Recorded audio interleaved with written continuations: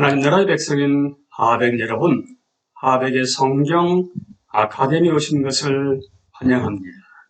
이 시간 성경 해석학 30강 시간입니다. 이번 시간에는 성경 본문에 대한 고찰 가운데서 구약에 주로 사용되는 장르인 잠언은 어떻게 해석하는 것일까입니다.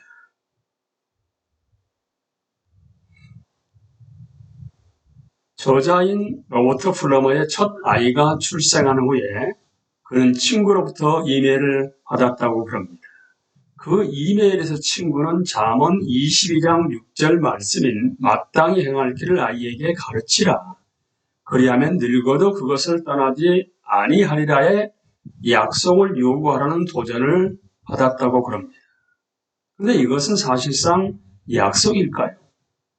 만일 어른이 되어 로버트 플러머의 딸이 주님을 떠난다 하게 되면 그것은 궁극적으로 플러머의 가르침이 비난받아야 한다는 것을 의미하는 것일까요? 그런 질문에 대해서 잠언의 장르를 올바르고 이해하게 되면 대답할 수 있게 된다는 것입니다. 이제 잠언은 어떻게 해석하는 것일까에 대해서 먼저 대부분의 잠언들은 예외를 가정하는 일반적인 진리들이다. 이어서 어떤 잠언들은 그러나 예외가 없다. 그리고 마지막으로 다른 지혜문학 해석하기에 대해서 하나하나 내용을 학습하겠습니다. 잠언은 지혜문학의 한 부분입니다. 지혜문학은 지혜자의 말과 생각이 기록된 폭넓은 장르입니다.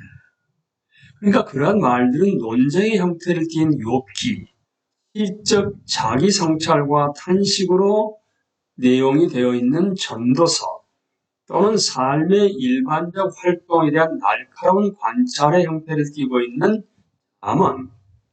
우리는 이 질문에서 잠언의 초점을 두려고 하는데요. 잠언이라는 이름의 책에만 잠언이 등장하는 것이 아니고 다른 성경 장르에도 잠언이 산재해 있습니다. 열왕기상 20장 11절을 보시게 되면 이스라엘 왕이 대답하여 이르되 갑옷 입는 자가 갑옷 벗는 자 같이 자랑하지 못할 것이라 하라 하니라. 마태복음 26장 52절에서 이에 예수께서 이르시되 내 칼을 도로 칼집에 꽂으라. 칼을 가지는 자는 다 칼로 망하느니라. 이렇게 잠언이 잠언 아닌 다른 성경 본문에도 산재해 있습니다. 잠언의 후반부, 잠언은 31장까지 있기 때문에 후반부를 10장부터 31장까지를 본다 하게 되면 짧은 말씀으로 되어 있습니다. 그러니까 쉽게 잠언임을 우리가 인식할 수가 있습니다.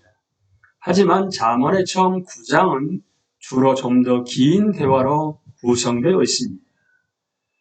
이들에게 조언을 주는 아버지 또는 지나가는 사람들을 부르는 의인화된 여성 지혜가 아들에게입니다. 죄송합니다. 나옵니다. 여러 측면에서 처음 9장은 뒤에 나오는 잠언의 자료들을 이해할 수 있게 하는 틀을 제공합니다. 아무리 실용적이라 하더라도 참다운 지혜자의 삶은 언제나 여호와를 경외하는 것이 기초를 둡니다. 모든 언어와 문화는 잠언, 즉 짧고 기억하기 쉽도록 표현된 지혜로운 충고를 가지고 있습니다. 우리는 잠언은 실패가 없는 약속이 아니라는 것을 인식하고 있습니다. 잠언은 일이 일반적으로 되어가는 방식을 묘사하는 것입니다. 성경의 잠언은 그렇다 하게 되면 다른 잠언과 어떤 점에서 다를까요? 우선 성경의 잠언은 하나님의 감동으로 된 것입니다. 그러므로 그런 잠언들은 하나님이 승인하는 것을 승인하고 하나님이 정죄하는 것을 정죄합니다. 뿐만 아니라 성경의 잠언은 오류가 없습니다. 많은 성경 이외의 잠언들도 통찰력을 보여주기는 하지만 그것은 때때로 악을 칭찬하고 하나님과 그의 창조물을 잘못 대변하기도 합니다. 또한 성경의 잠언은 다른 잠언과 어떤 점에서 유사할까요? 둘 다 일반적으로 예외를 인정합니다. 그러한 예는 인생의 일반적인 원리에 대한 금원들의 고유한 특징입니다. 예를 들게 되면 잠언 10장 4절에서 손을 게으르게 놀리는 자는 가난하게 되고 손이 부지런한 자는 부하게 되느니라고 말합니다. 이것이 일반적으로 진리입니다. 게으르다면 얼마 후 가난하게 되지 않겠습니까? 또 다른 예로 잠언 6장 10절에서 11절을 보시게 되면 좀 더 자자, 좀 더 졸자, 손을 모으고 좀 더 누워있자 하면 내 빈궁이 강도같이 오며 내 권핍이 군사같이 이르리라고 말합니다. 한편 부지런히 일하는 자들은 서서히 부하게 될 것입니다. 그러나 이런 일반적인 진리가 되지 않는 참작할 만한 상황들도 있습니다. 예를 들게 되면 어떤 아이들은 매우 부유한 가정에서 태어나서 평생을 게으르면서도 사치스럽게 살다가 부자로 죽을 수도 있습니다. 열심히 일하지만 정당한 노동의 열매를 거두지 못하는 다른 사람들도 있습니다. 실제로 다른 잠언들은 이런 불공평함을 언급합니다. 잠언 13장 23절입니다. 가난한 자는 밭을 경작함으로 양식이 많아지거니와 불의로 말미암아 가산을 탕진하는 자가 있느니라. 어떤 성경의 잠언들은 언뜻 보기에 서로 충돌을 일으키는 것처럼 보이는데 이것은 잠언들이 상황과 이유를 가졌기 때문입니다. 각각의 잠언은 우리가 일반적으로 직면하게 되는 어떤 상황에 대해서 언급합니다. 그러나 잠언은 모든 예외에 대해 묘사라고 의도하지 않습니다. 만일 모든 예외들을 열거한다 하게 되면 결과적으로 그 잠언은 짧지도 않을 것이고 기억하기도 어려울 것입니다. 그것은 마치 상상할 수 있는 모든 예외들을 포함한 일반적 진리라는 제목이 붙은 수필같이 될 것이기 때문입니다. 나란히 놓인 두 개의 잠언이 서로 모순되는 듯이 보이는 한 가지 예가 여기에 있습니다. 잠언 26장 4절을 보시게 되면 미련한 자의 어리석은 것을 따라 대답하지 말라. 두렵건대 너도 그와 같을까 하노라. 26장 5절에서 미련한 자에게는 그의 어리석음을 따라 대답하라. 두렵건대 그가 스스로 지혜롭게 여길까 하노라. 이 두 잠언이 진리라는 것을 확증하기 위해서 우리는 이 잠언들의 상황적 특성을 인식해야만 합니다. 책망받는 어리석은 자의 수용성에 따라서 이 잠언들 중 하나가 그 어리석은 자의 어리석음에 적용이 됩니다. 다시 말해서 어리석은 자가 다른 사람들의 조언을 받아들이려 하지 않는다 하게 되면 여러분이 그를 설득하려고 하는 것은 스스로 어릿광대의 모자를 쓰는 것입니다. 잠언 26장 4절이 그렇지요. 그러나 어떤 사람의 어리석은 행동을 환기시키게 되면 그가 파괴적인 자기 기만으로 빠져들어가지 않게 되는 상황이 있습니다. 어느 잠언을 적용할 것인가를 아는 상황적 지혜가 그래서 필요한 것입니다. 고려해야 할 중요한 질문은 잠언의 바로 기름입니다. 성경의 잠언은 이 부분에서 도움이 되는데요. 26장 7절에서 저는 자의 다리는 힘없이 달렸나니 미련한 자의 입의 잠언도 그러하니라. 즉 행동을 변화시키지 못하면 단순히 잠언을 알거나 암송하는 것은 소용이 없다는 것입니다. 잠언은 우리에게 행동을 요구합니다. 성경의 잠언은 하나님께 믿음과 순종으로 반응하라고 요구합니다. 이제 어떤 잠언들은 그러나 예외가 없다입니다. 잠언이 약속이라고 흔히 오해하는 것을 바로잡으려는 시도 때문에 해석자들은 때때로 어떤 성경적 잠언은 언제나 진리라는 사실을 놓칠 수 있습니다. 어떤 잠언들은 본질적으로 약속입니다. 이 잠언들은 하나님의 특성을 다룹니다. 잠언이 하나님의 속성, 그러니까 거룩, 지식 등을 묘사하는 한 잠언은 예외가 없는 진리입니다. 하나님은 인간적인 변동에 매여 계시지 않습니다. 예를 들게 되면 잠언 11장 1절에 속이는 저울은 여호와께서 미워하시나 공평한 주는 그가 기뻐하시느니라. 하나님은 의로우신 분이시기 때문에 사고를 할 때 속이는 것을 항상 미워하시며 여기에 예외가 없습니다. 이와 유사하게 잠언 6장 16절 19절에서 우리는 예외가 없는 것을 보게 됩니다. 여호와께서 미워하시는 것 곧 그의 마음에 싫어하는 것이 예니르고 가지이니 곧 교만한 눈과 거짓된 혀와 무죄한 자의 피를 흘리는 손과 악한 계교를 꾀하는 마음과 빨리 악으로 달려가는 발과 거짓을 말하는 망령된 증인과 및 형제 사이를 이간하는 자입니다. 어떤 때는 이것들을 미워하시고 어떤 때는 미워하시지 않는 하나님이 아니십니다. 온전히 거룩하신 하나님은 언제나 이것들을 미워하십니다. 이 세상에 대한 하나님의 개입을 묘사하는 잠언은 어떨까요? 잠언 10장 3절에서 여호와께서 의인의 영혼은 줄이지 않게 하시나 악인의 서욕은 물리치시느니라고 말씀하고 있습니다. 그런데 이 잠언에 어떤 예외가 있을까요? 하나님의 의로운 백성들은 줄이는가? 대부분의 해석자들은 어떤 하나님의 백성들이 이따금씩 굶주린다는 것을 알고 있을 것입니다. 사도 바울도 음식이 없었던 때가 있었다고 말합니다. 예수님의 말씀을 듣는 군중들을 굶겨 보낸다 하게 되면 길에서 기진할 정도로 굶주려 있었다고 묘사하고 있습니다. 그러나 그리스도인이라면 여러분은 주님이 여러분의 기본적 필요들을 기적적인 방법으로 채우시는 것을 본 적이 있을 것입니다. 그리고 다른 신자들에게 그와 같이 하신 것을 들었을 것입니다.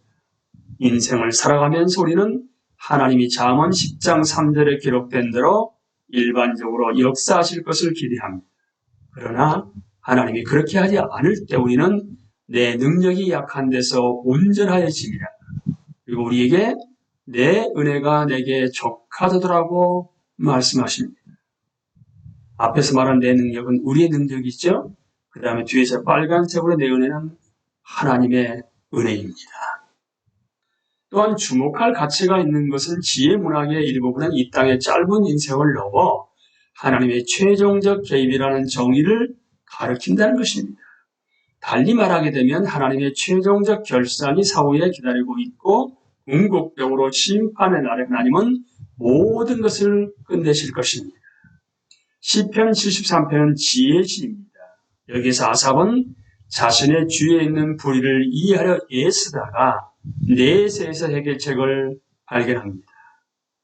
그러니까 시편 73편 16절 17절입니다. 내가 어쩌면 이를 알까 하여 생각한즉 그것이 내게 심한 고통이 되었더니 하나님의 성소에 들어갈 때에야 그들의 종말을 내가 깨달았나이다. 다음은 일시적인 이 세상 삶을 넘어선 하나님의 개입을 암시하는 몇몇 잠언들입니다. 10장 2절에서 불의한 재물은 무익하여도 공의는 죽음에서 건지느니라. 11장 4절이요 재물은 진노하시는 날에 무익하나 공의는 죽음에서 건지느니라. 11장 7절 악인은 죽을 때 그 소망이 끊어지나니 불의의 소망이 없어지느니라. 따라서 성경의 잠언은 일상생활에서 일반적으로 경험하듯이 그의 백성을 위한 하나님의 개입에 대해 대체적으로 말하고 있지만 잠언은 마지막 심판의 날을 가리키는 영원한 궤적을 암시합니다. 이제 마지막 다른 지혜문학 해석하기입니다. 단절된 스타일로 된 잠언보다 논증으로 된 욥기와 독백으로 된 전도서에서는 문맥이 더욱 중요합니다. 전도서는 마지막 요양문의 관점에서 해석되도록 의도된 것입니다. 그러니까 전도서 12장 13절 14절에서 이 일의 결국을 다 들었으니 하나님을 경외하고 그의 명령들을 지킬지어다 이것이 모든 사람의 본분이니라. 하나님은 모든 행위와 모든 은밀한 일을 선악간에 심판하시리라. 조직화된 이 진리를 보지 못할 때 인생의 공허한 것들이 매력적으로 얘기해주고 추구할 가치가 있어 보일 것입니다. 전도서의 앞부분이 이것을 가리킵니다. 마찬가지로 욥기에서도 욥의 친구들이 주는 지혜로운 조언 같아 보이는 것들을 하나님이 인정하지 않으신다는 것을 아시려 하게 되면 욥기 전체를 읽어야만 합니다. 욥기 42장 7절에서 여호와께서 욥에게 이 말씀을 하신 후에 여호와께서 대만 사람 엘리바스에게 이르시되 내가 너와 내 두 친구에게 노하노니 이는 너희가 나를 가리켜 말한 것이 내 종 욥의 말같이 옳지 못함이니라고 말씀하고 있습니다. 그러니까 욥의 친구들은 하나님이 일반적으로 행하시는 방식들, 즉 잠언들이죠. 잠언들을 전혀 예외가 없는 법칙으로 만들어 버린 것 같습니다. 욥기 4장 7절에서 9절입니다. 생각해 보라. 죄 없이 망한 자가 누구인가? 정직한 자의 끊어짐이 어디 있는가? 예외가 있다는 얘기입니다. 내가 보건대 악을 밭갈고 독을 뿌리는 자는 그대로 거두나니 다 하나님의 입 가운데 멸망하고 그의 콧김에 사라지느니라. 8장 3절 7절입니다. 하나님이 어찌 정의를 굽게 하시겠으며 전능하신 이가 어찌 공의를 굽게 하시겠는가? 내 자녀들이 주께 죄를 지었으므로 주께서 그들을 그 죄에 버려 두셨나니 내가 만약 하나님을 찾으며 전능하신 이에게 간구하고 또 청결하고 정직하면 반드시 너를 돌보시고 내 의로운 초소를 평안하게 하실 것이라. 내 시작은 미약할수록 내 나중은 심히 장대하리라. 끝에 가서 욥기는 하나님의 섭리적 역사의 신비에 대해서 찬송합니다. 42장 1절에서 6절입니다. 욥이 여호와께 대답하이르되 주께서는 못하실 일이 없사오며 무슨 계획이든지 못 이루실 것이 없는 줄 아오니 무지한 말로 이치를 가리는 자가 누구니까? 나는 깨닫지도 못한 일을 말하였고 스스로 알 수도 없고 헤아리기도 어려운 일을 말하였나이다. 내가 말하겠사오니 주는 들으시고 내가 주께 묻겠사오니 주여 내게 알게 하옵소서. 내가 주께 대하여 귀로 듣기만 하였사오나 이제는 눈으로 주를 배움나이다. 그러므로 내가 스스로 거두어드리고 티끌과 제 가운데서 회개하나이다. 트램프와 롱맨은 성경의 잠언에 대해 가질 수 있는 오해를 수정하는 데 도움이 되는 성경의 전도서와 욥기라고 주장합니다. 전도서와 욥기는 잠언이 약속이 아님을 보여줍니다. 이 세상의 삶에는 알 수 없는 많은 불의와 성쇠가 존재하기 때문입니다. 궁극적으로 우리 모두는 하나님의 신비한 주권에 복종할 수밖에 없는 상황에 직면하게 됩니다. 솔로몬 노래인 아가서는 일반적으로 지혜 문학과 시적 노래의 혼합물이라고 간주됩니다. 한 주석가가 적절히 표현했듯이 지혜는 하나님의 뜻을 삶의 핵심에 적용하는 것입니다. 그렇다면 적절하게도 솔로몬의 노래는 남편과 아내 사이에 경험하게 되는 로맨틱한 사랑에 대한 하나님의 관점을 제공합니다. 본문을 알레고리적으로 해석하려는 많은 시도가 있지만 결혼 관계 안에서 나누는 감정적, 육체적 기쁨에 대한 하나님의 승인의 표시로 이해하는 것이 가장 좋습니다. 여러분들 그동안 잠언을 어떻게 해석해 오셨는지. 지혜는 하나님의 뜻을 우리 삶의 핵심에 적용하는 것입니다. 잠언이 예외가 있는 부분의 잠언도 있고 하나님에 관해서 의견하게 되면 거기는 예외가 없습니다. 이렇게 분별하고서 잠언을 우리 삶의 핵심에 적용하는 것이 바로 하나님의 뜻을 알고 지혜롭게 살아가는 것 아니겠습니까? 여러분이나 저나 이제 성경을 읽으실 때 잠언과 지혜 문학, 지혜 문서들은 어떻게 읽고 해석하고 적용하는 것을 보다 명확히 잘 알게 됨으로 말미암아 예수 그리스도의 제자로서의 삶을 살아갈 수 있는 여러분과 제가 될 수 있게 되기를 예수님의 이름으로 기도합니다. 감사합니다.